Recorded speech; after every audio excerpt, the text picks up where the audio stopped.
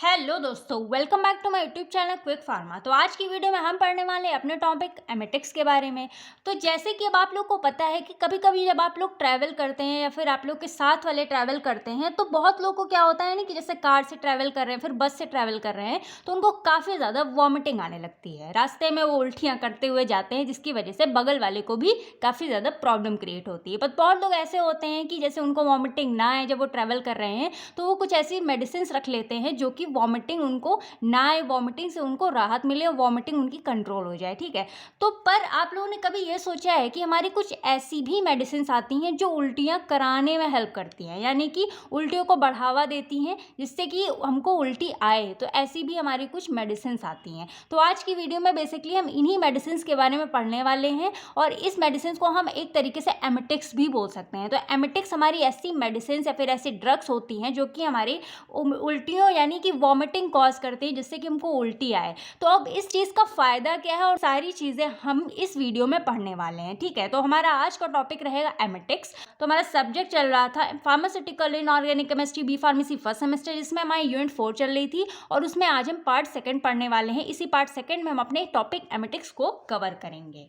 And part 1 में हमने expectorants के बारे में अच्छे से बात किया था। ठीक है, अगर आप लोगों ने प्रीवियस वीडियो लेक्चर्स को नहीं देखा है, फार्मास्यूटिकल इनऑर्गेनिक केमिस्ट्री के unit 1, unit 2, unit 3 previous video lectures को जरूर देखिए। ठीक है, वो काफ़ी ज़्यादा इंपॉर्टेंट हो जाता है। ठीक है, तो आज की वीडियो में चलिए हम बिना देर करे आज की वीडियो को हम स्टार्ट करते हैं। तो सबसे पहले थोड़ा सा हम देसी टर्म में समझ लेते हैं कि वॉमिटिंग वगैरह क्या है और एमेटिक्स वगैरह क्या है। ये सारी चीज़ अगर आप लोग को थोड़ा सा हिंदी में समझ में आ जाएगा तो टेक्निकल टर्म में आप लोगों के लिए लिखने में भी ईजी हो जाएगा और समझने में भी ईजी हो जाएगा। तो जैसे कि अब आप लोग को पता चल गया होगा कि एमेटिक्स हमारी वो ड्रग है जो क्या करती हैं, वॉमिटिंग को कॉज करती हैं, यानी कि वॉमिटिंग को बढ़ावा देती हैं। अब वॉमिटिंग क्या है? तो वॉमिटिंग एक्चुअल में फोर्सफुली एक्सप्लोजन होता है। मतलब कि मान लीजिए तो जैसे कि हमने खाना पीना कुछ खाया या फिर कोई मेडिसिन वगैरह खाई तो वो हम किसके थ्रू खाते हैं? ओरल कैविटी, यानी कि माउथ के थ्रू हमारे अंदर जाता है। ठीक है, तो वो ओरल कैविटी से हमारे ईसोफेगस में चला जाता है जिसको हम फूड पाइप बोलते हैं और इसी फूड पाइप के थ्रू हमारा जो खाना पीना होता है वो हमारे स्टमक में जाता है। और पेट में होता है क्या? स्टमक में हमारा एचसीएल प्रेजेंट होता है। एचसीएल एसिड तो जो जिसकी वजह से जो भी हमने फूड वगैरह खाया है तो ये हमारा क्या करता है? फूड को ब्रेक डाउन करने में यानी कि डिसइंटीग्रेशन एंड डिफरेंशिएशन में ये हेल्प करता है। और उसके बाद जो फूड होता है उसकी डाइजेशन शुरू हो जाती है, यानी कि वो पचना शुरू हो जाता है। और उसके बाद जो भी खाना पीना होता है वो हमारे यहाँ पे डाइजेशन के बाद हमारे स्मॉल इंटेस्टाइन में चला जाता है और जितने भी हमारे न्यूट्रिएंट्स वगैरह होते हैं फूड में से जो हमको न्यूट्रिशन मिलता है वो सारी चीज़ें हमारी जो अच्छी चीज़ें जो हमें ज़रूरत है वो सारी चीज़ें हमारी ब्लड में एब्जॉर्ब हो जाती हैं। तो अब आप लोग को एक चीज़ मैं बता दूं कि जैसे जो ओरल कैविटी से जो भी मतलब कि मेडिसिन वगैरह हमारे पेट में जा रही है तो वो अपना असर बहुत जल्दी क्यों नहीं शो करती हैं? बिकॉज इतना लंबा प्रोसेस हो जाता है। सबसे पहले तो हमारे ओरल कैविटी में आती, फिर ईसोफेगस में आती, फिर हमारे स्टमक में आती है और उसके बाद हमारे स्मॉल इंटेस्टाइन में जाती है, जिसकी वजह से काफ़ी ज़्यादा लंबा प्रोसेस हो जाता है। जिसकी वजह से जो भी मतलब मेडिसिन वगैरह होती है लंबे प्रोसेस के होने की वजह से वो काफ़ी देर में अपना एक्शन शो करती हैं, तुरंत अपना मतलब ऑनसेट एक्शन नहीं देती हैं। तो अब बात आती है कि हमको वॉमिटिंग क्यों होती है। अब मान लीजिए आपने ओरल कैविटी के थ्रू कोई भी खाना खाया, वो हमारे इसोफेगस में आया, उसके बाद स्टमक में गया। अब स्टमक में जाने के बाद अब आपने क्या किया, मतलब कि बहुत ज़्यादा खाना खा लिया। कोई चीज़ आप लोग को बहुत ज़्यादा पसंद होगी तो आप लोग क्या करते हैं कि मतलब बहुत ज़्यादा खा लेते हैं। तो उसकी वजह से क्या हो जाता है, जो फूड होता है वो धीरे धीरे ऊपर की तरफ जाने लगता है, यानी कि ईसोफेगस में चला जाता है। तो जब ईसोफेगस में आ जाता है तो ये जो फूड होता है वो हमारे अंदर मतलब बहुत ज़्यादा लगने लगता है कि ऐसा लगता है कि बहुत ज़्यादा मतलब कि उल्टी जैसा फील होने लगता है हमको। तो अब हमको ये चीज़ मतलब फील कैसे होती है? मान लीजिए जैसे ही ये खाना ऊपर की तरफ जाने लगता है, ईसोफेगस में आता है, ठीक है, तो जो हमारे ब्रेन में एक सेंटर होता है जिसको हम कहते हैं वॉमिटिंग सेंटर, यानी कि उसको हम कह देते हैं वीसी। ठीक है, तो वीसी हमारा क्या हो जाता है? वॉमिटिंग सेंटर होता है। तो ब्रेन में जो हमारा वॉमिटिंग सेंटर होता है वहाँ पे तुरंत मैसेज पहुँचता है कि मतलब कि जो भी हमने खाना पीना खाया है ये बहुत ज़्यादा हैवी हो गया, बहुत ज़्यादा खाना हो गया है, जिसकी वजह से हमको यहाँ पे वॉमिटिंग सी फील होने लगती है और यहाँ ईसोफेगस को तो यहाँ ओरल कैविटी के थ्रू जो फूड होता है वो हमारा बाहर आने लगता है। यानी कि हमारी पूरी बॉडी को कौन कंट्रोल करता है? सीएनएस कंट्रोल करता है, जिसकी वजह से हमको ये चीज़ मतलब फील होने लगती है कि हमको वॉमिटिंग आ रही है और मुझे वॉमिटिंग करनी है। ठीक है, और कई बार ऐसा होता है ना कि जैसे कि कुछ अजीब सा खा लेते हैं जिसकी वजह से हमको वॉमिटिंग से आने लगती है, तो उसकी वजह से भी हमको वॉमिटिंग आने लगती है। तो ये क्या होती है? हमें वॉमिटिंग वगैरह कहलाती है। तो ये तो सिंपल सा फंडा किसके बारे में है? वॉमिटिंग के बारे में। अब यहाँ पे एमेटिक्स का क्या काम होता है, मतलब कि एमेटिक्स की क्या ज़रूरत पड़ती है यहाँ पे? और वॉमिटिंग्स को हम क्यों इस्तेमाल करते हैं, इसका क्या ज़रूरत है कि मतलब हमको फ़ोर्सफुली एक्सप्लोजन हो रहा है, यानी कि हमको फ़ोर्सफुली वॉमिटिंग कराई जा रही है। अब मान लीजिए किसी ने भी जैसे कि कोई किसी ने क्या किया, किसी ने कोई पॉइज़न खा लिया, यानी कि ऐसे ज़हर खा लिया, तो वो ओरल कैविटी की तो धीरे-धीरे यहाँ पे स्टमक में जब आता है तो वो धीरे-धीरे इरिटेशन काफ़ी ज़्यादा प्रॉब्लम कॉज़ करने लगता है। यानी कि जो पॉइज़न होता है उसका असर यहाँ पे स्टमक में आने के बाद शुरू हो जाता है। और मान लीजिए किसी ने उसको पकड़ लिया कि हाँ इसने जहर खाया है, फिर पॉइजन इसने मतलब कि खा लिया है, तो वो क्या करता है कि उस टाइम पे हमारी जो एमेटिक्स वाली दवाइयाँ होती है काफ़ी ज़्यादा काम करती है। जो उसको उस टाइम पे एमेटिक्स वाली दवाई दी जाती है उसकी वजह से जितना भी पॉइजन स्टमक में रहता है वो ईसोफेगस के थ्रू, ओरल कैविटी के थ्रू हमारा बाहर निकलता जाता है। और मतलब पॉइजन है वो तो स्टमक में ही है ना, फूड में मिल जाता है, जो भी खाना पीना उसने खाया होगा तो उसमें मिल जाएगा, तो धीरे धीरे जितना भी मतलब कि मटेरियल होगा स्टमक का वो सारा वॉमिटिंग के थ्रू बाहर निकल जाएगा। इसी तरीके से जो एमेटिक्स होती है काफ़ी ज़्यादा हेल्पफुल होती हैं कि अगर किसी भी इंसान के अंदर कोई भी पॉइजनस चीज़ चली गई है या फिर उसने पॉइजन कंज्यूम कर लिया है तो उसको निकालने में, उसकी बॉडी से निकालने में उस हेल्प करती है ये एमेटिक्स दवाइयाँ, और इसी की वजह से किसी भी इंसान की जान भी बच सकती है। और सेकेंडली केस होता है जैसे कि किसी ने उल्टा सीधा कुछ खा लिया, उनको जंक फूड खा लिया या फिर कोई चीज़ ऐसी 2-3 दिन का रखा हुआ खाना खा लिया, फिर कोई ऐसी एक्सपायरी मेडिसिन या फिर एक्सपायरी फूड खा लिया, तो उसकी वजह से भी हमारी एमेटिक्स काम आती हैं। अगर उसको दे दोगे तो फिर जितना भी मतलब कि खराब मटेरियल होगा हमारी बॉडी से स्टमक से निकल जाएगा through the vomiting.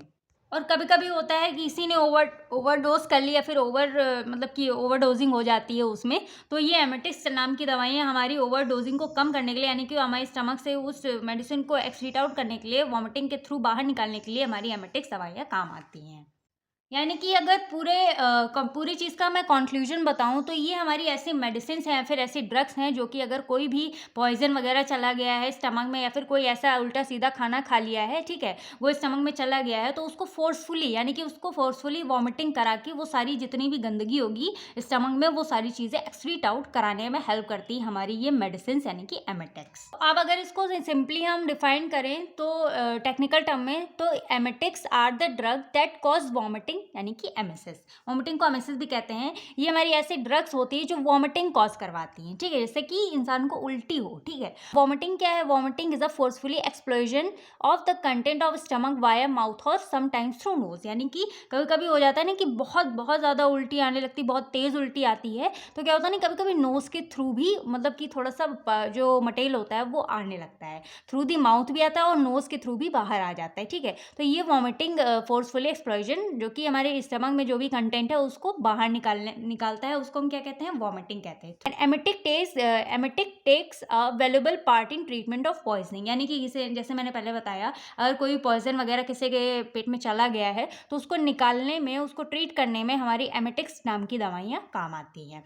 Along with poisoning they are also use in the treatment of overdose और एडवर्स इफेक्ट ऑफ ड्रग्स। यानी कि किसी को ओवरडोजिंग हो गई है, किसी ने ओवरडोज खा लिया है या फिर किसी के बॉडी में किसी भी ड्रग का एडवर्स इफेक्ट हो गया है, तो उसको बाहर निकालने के लिए वॉमिटिंग के थ्रू हमारी एमेटिक्स दवाइयाँ काम आती हैं। तो ये हमारा हो जाता है सिंपल सा फंडा एमेटिक्स के बारे में। आई होप आप लोगों को समझ में आ गया होगा ये दवाइयाँ हमारे किस लिए काम आती हैं और क्यों ज़रूरी होती हैं, ठीक है? तो अब चलिए हम एमेटिक्स के मैकेनिज्म ऑफ एक्शंस के बारे में जान लेते हैं, यानी कि हमारा काम कैसे करता है। अब ये जो हमारी एमेटिक्स दवाइयाँ होती है ये हमारी 2 तरीकों से काम करती हैं। एक हमारा होता है यहाँ पे कीमो रिसेप्टर ट्रिगर जोन, यानी कि जो हमारा यहाँ पे ब्रेन होता है, यहाँ पे जो ब्रेन है यहाँ पे हमारा वॉमिटिंग सेंटर प्रेजेंट होता है जो कि वॉमिटिंग को कंट्रोल करने में हेल्प करता है। बेसिकली यहाँ पे जो मेडुला में हमारे यहाँ पे क्या प्रेजेंट होता है, यहाँ पे प्रेजेंट होता है CTZ, यानी कि कीमो रिसेप्टर्स ट्रिगर जोन। तो जब भी हमारी बॉडी में जैसे कुछ फील आती है तो वो जो स्टिमुलेशन होता है वो हमारे यहाँ पे आता है कीमो रिसेप्टर ट्रिगर जोन में। तो जैसे ही ये हमारा कोई भी स्टिमुलेटिंग चीज़ यहाँ पे आती है तो ये हमारा स्टिमुलेट हो जाता है, एक्टिव हो जाता है। उसके बाद ये हमारा वॉमिटिंग सेंटर को स्टिमुलेट कर देता है, एक्टिव कर देता है कि हाँ अब उल्टी आ रही है, आपको उल्टी करना है। तो इसी वजह से जो हमको उल्टी आती है वो आ जाती है। तो ये जो एमेटिक्स दवाइयाँ हैं वो बेसिकली क्या करती हैं, इसी कीमो रिसेप्टर ट्रिगर जोन को यहाँ पे स्टिमुलेट कर देती हैं, जिसकी वजह से जो यहाँ पे ये हमारे कहाँ पे लोकेटेड होती हैं, बेसिकली ये हमारे उस एरिया में लोकेटेड होती है जहाँ पे हमारा मेडुला ऑब्लिंगेटा प्रेजेंट होता है। ऑब्लिंगेटा प्रेजेंट होता है हमारे ब्रेन में, तो वहाँ पे ये हमारी लोकेटेड होती है, ठीक है। अब यहाँ पे हमारा सेकेंड क्या आता है, तो सेकेंड में ये होता है कि जो भी हम मतलब कि मेडिसिन वगैरह खाते हैं ये हमारे कुछ हार्मोन्स को रिलीज करते हैं और ये एक्चुअल में क्या करती है, हमारे यहाँ पे क्या करते हैं, इरिटेशन को कॉज करती हैं। और जब यहाँ पे इरिटेशन कॉज होगी तब यहाँ पे क्या हो जाएगी, इन्फ्लामेशन हो जाती है। जब इन्फ्लामेशन की वजह से जो सिक्रीशन होता है वो यहाँ पे इंक्रीज हो जाता है, यानी कि बढ़ जाता है। जब यहाँ पे मतलब कि सिक्रीशन बढ़ जाता है, मूवमेंट बढ़ जाता है, तो जो भी खाना पीना है वो यहाँ पे ईसोफेगस की तरफ जाने लगता है, ऊपर की तरफ जाने लगता है। तो जब ऊपर की तरफ जाएगा तो यहाँ पे क्या होता है, वॉमिटिंग कॉज हो जाती है, यानी कि वॉमिटिंग होने लगती है। थोड़ा सा प्रेशर लगाने की वजह से जितना भी हमारा मटेरियल होता है स्टमक में वो सारा कुछ हमारे माउथ के थ्रू बाहर निकल जाता है, यानी कि वॉमिटिंग के थ्रू। बाकी इसके हमारे कुछ एग्जांपल्स भी आ जाते हैं, जैसे कि हमारा आ जाता है zinc sulphate, copper sulphate, sodium chloride etcetera. अब हम यहाँ पे इसकी कुछ प्रॉपर्टीज यानी कि कैरेक्टरिस्टिक्स के बारे में बात कर लेते हैं। तो ये हमारे नॉन टॉक्सिक होने चाहिए, नॉन इरिटेंट होने चाहिए, ये हमारे non interactive with other drugs, यानी कि कोई भी अगर जैसे कि दो ड्रग या फिर एक साथ खा ली या फिर किसी भी ड्रग को आगे पीछे खाया तो उसके साथ ये नॉन इंटरैक्टिव होना चाहिए, यानी कि यहाँ पे कोई भी इंटरेक्शन नहीं करना चाहिए, इंटरेक्शन कोई कॉज ना हो, ठीक है, जिसकी वजह से हमको प्रॉब्लम हो सके। एंड हमारा शॉर्ट ऑनसेट ऑफ एक्शन होना चाहिए, यानी कि जल्दी समय में हमको अपना असर दिखाए, ठीक है। अब यहाँ पे एग्जाम्पल आ जाते हैं, जैसे कि हमारा आ जाता है copper sulphate, sodium potassium tartrate, ठीक है। तो ये हमारे दो एग्जाम्पल्स है, इसमें इन्हीं दोनों के बारे में हमको यहाँ पे डिस्कस करना है। बाकी यहाँ पे कॉपर सल्फेट पे स्टार लगा हुआ है, इट मीन्स हमारा इंपॉर्टेंट भी है और इसमें हमको एस से भी पढ़ना है। तो चलिए सबसे पहले हम यहाँ पे कॉपर सल्फेट ड्रग के बारे में पढ़ लेते हैं। तो ये हमारा एक हाइड्रो फॉर्म में प्रेजेंट होता है एंड इसको हम ब्लू विट्रियोल भी कहते हैं, यानी कि ब्लू विट्रियोल नेम से भी इसको हम जानते हैं। इसका जो मॉलिक्यूलर फॉर्मूला होता है वो होता है CuSO4.5H2O, ठीक है। और यहाँ पे मॉलिक्यूलर वेट इसका होता है 159.6 ग्राम पर मोल। अब इसके मेथड ऑफ प्रिपरेशन के बारे में बात कर लेते हैं कि इसको हम प्रिपेयर कैसे कर सकते हैं। तो यहाँ पे हम सबसे पहले क्या करते हैं, इसको प्रिपेयर करने के लिए यहाँ पे हम क्यूप्रिक कार्बोनेट यानी कि CuCO3 को हम यहाँ पे सल्फ्यूरिक एसिड के साथ मिलाएंगे। तो यहाँ पे जब क्यूप्रिक कार्बोनेट सल्फ्यूरिक एसिड यहाँ पे आपस में मिल जाएंगे तो ये हमारा फॉर्म कर देते हैं, यानी कि हमारा प्रिपेयर कर देते हैं कॉपर सल्फेट। और यहाँ पे जो H2O होता है ये वाटर के फॉर्म में निकल जाता है, यहाँ पे जो CO2 होता है ये हमारा गैस के फॉर्म में रिलीज हो जाता है, ठीक है। तो ये तो एक तरीका हो जाता है इसको प्रिपेयर करने के लिए। अब यहाँ पे हमारा दूसरा तरीका क्या होता है, तो सेकंड में है it can also be prepared by the reaction of granulated copper and sulphuric acid in the presence of air, यानी कि यहाँ पे हम कॉपर ले लेंगे और यहाँ पे हम सल्फ्यूरिक एसिड, इन दोनों को आपस में रिएक्ट करवा देंगे और यहाँ पे हम ऑक्सीजन ले लेंगे। तो इसकी वजह से यहाँ पे हमारी किसके प्रेजेंस में हो रही है रिएक्शन, एयर के प्रेजेंस में हो रही है, ठीक है। तो यहाँ पे हमारा कॉपर सल्फेट हमको मिल जाता है और यहाँ पे H2O के 2 मोल्स यहाँ पे हमारे बाहर निकल जाते हैं, यहाँ पे हमको कॉपर सल्फेट प्रिपेयर हमारा हो जाता है, ठीक है।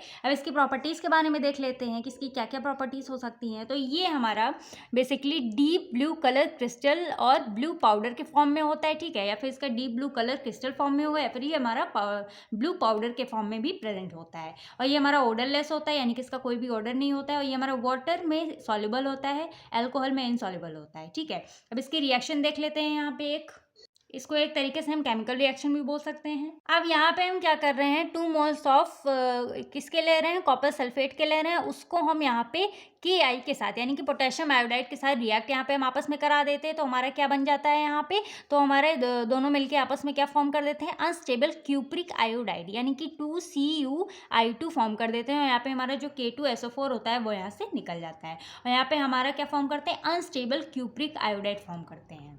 तो ये इसकी केमिकल रिएक्शन हो जाती है, मतलब कि इस पर स्टार लगा हुआ है तो थोड़ा बहुत आप लोग इसको ऐड कर सकते हैं, ठीक है। अब यहाँ पे हम इसके एस्से के बारे में बात कर लेते हैं।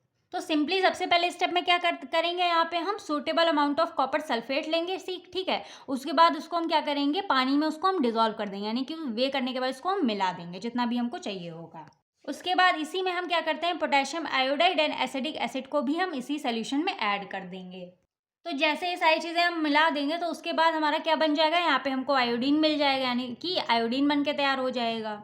तो तब इसकी हम टाइट्रेशन करवाते हैं यहाँ पे standard solution of sodium thiosulphate के साथ। और यहाँ पे जो इंडिकेटर यूज़ करते हैं वो हम स्टार्च यूज़ करते हैं। और बाकी हम टाइट्रेशन को तब तक ही कंटिन्यू रखते हैं, यानी कि तब तक ही टाइट्रेशन करते हैं जब तक कि जो ब्लू कलर होता है वो डिसअपियर ना हो जाए। जैसे हमारा जो ब्लू कलर होता है वो डिसअपियर हो जाता है, इट मीन्स हमारी जो मतलब कि टाइट्रेशन है वो हमारी यहाँ पे कंप्लीट हो जाती है। तो ये इसका हमारा सिंपल सा एस से हो जाता है। अब इसके यूएस के बारे में बात कर लेते हैं। तो ये सिंपल सी बात है, हमारे एमेटिक्स की तरह यूज़ होता है और इसको हम एस्ट्रिंजेंट एंड फंजीसाइड्स की तरह भी यूज़ कर सकते हैं, यानी कि फंजीसाइड जो फंजाई वगैरह होते हैं उनको मारने में भी हमारे हेल्प करते हैं। अब यहाँ पे हम सेकंड एग्जांपल देख लेते हैं जो कि हमारा आ जाता है सोडियम पोटेशियम टार्टरेट। तो इसको हम रॉशेल सॉल्ट के नेम से भी जानते हैं। इसका मॉलिक्यूलर फार्मूला होता है C4H4NaKO6 और मॉलिक्यूलर वेट होता है 210 158 ग्राम पर मोल। ठीक है, तो यहाँ पे जो हम इसके मेथड ऑफ प्रिपरेशन के बारे में बात करते हैं तो यहाँ पे हम सोडियम कार्बोनेट को पोटेशियम बाइटार्ट्रेट के साथ यहाँ पे मिला देते हैं विद वाटर, यानी कि इसको हम न्यूट्रलाइज करने के लिए यहाँ पे हम 6 मोल ऑफ H2O वाटर के ले लेते हैं, ये आपस में मिला देते हैं तो हमारा सोडियम पोटेशियम टार्ट्रेट बन जाता है। यहाँ पे जो 6 मोल ऑफ CO2 यानी कि जो CO2 गैस है यहाँ से रिलीज हो जाती है। तो ये इसका मेथड ऑफ प्रिपरेशन हो जाता है। इस तरीके से हम इसको प्रिपेयर कर सकते हैं। अब इसकी प्रॉपर्टीज़ के बारे में बात कर लेते हैं तो ये हमारा वाइट कलरलेस क्रिस्टलाइन पाउडर के फॉर्म में होता है, ये हमारा ओडरलेस होता है, इसका थोड़ा सा नमकीन टेस्ट होता है यानी कि सलाइन टेस्ट होता है, सॉल्युबल होता है हमारा वाटर में, इनसॉल्युबल होता है हमारा अल्कोहल में। अब इसके यूएस के बारे में बात कर ले तो ये हमारा एमेटिक्स की तरह यूज़ होता है, also use as a saline cathartics, मतलब थोड़ा सा ये हमारा कैथार्टिक्स की तरह भी हमारा ये यूज़ किया जाता है। तो आई होप आप लोगों को सारी चीज़ें एमेटिक्स के बारे में समझ में आ गई होंगी। अगर कोई भी डाउट होता है इस टॉपिक से रिलेटेड आप लोग कमेंट सेक्शन में पूछ सकते हैं। बाकी हमारा इंपॉर्टेंट भी हो सकता है क्योंकि हमारा कभी कभी 5 या फिर 7 मार्क्स में आ सकता है। बाकी इसकी डेफिनेशन वगैरह आप लर्न कर लीजिएगा, ये हमारा 2 मार्क्स में काफ़ी बार पूछी भी जाती है। ठीक है, तो मिलते हैं नेक्स्ट वीडियो में नेक्स्ट टॉपिक के साथ। तब तक के लिए do like share comment and subscribe to my YouTube channel Quick Pharma. मिलते हैं नेक्स्ट वीडियो में और इसके जो नोट्स वगैरह होंगे आप लोग को टेलीग्राम चैनल पर मिल जाएंगे फ्रीली, वहाँ से आप लोग डाउनलोड कर सकते हैं। और बाकी अगर आप लोगों ने जितने भी मतलब कि फर्स्ट ईयर में जितने भी हमारे 4 सब्जेक्ट हैं, अगर आप लोगों ने उन सभी वीडियोस को नहीं देखा है तो सभी की लिंक डिस्क्रिप्शन बॉक्स में मैंने मेंशन कर दिया है, वहाँ से आप लोग चेकआउट कर सकते हैं।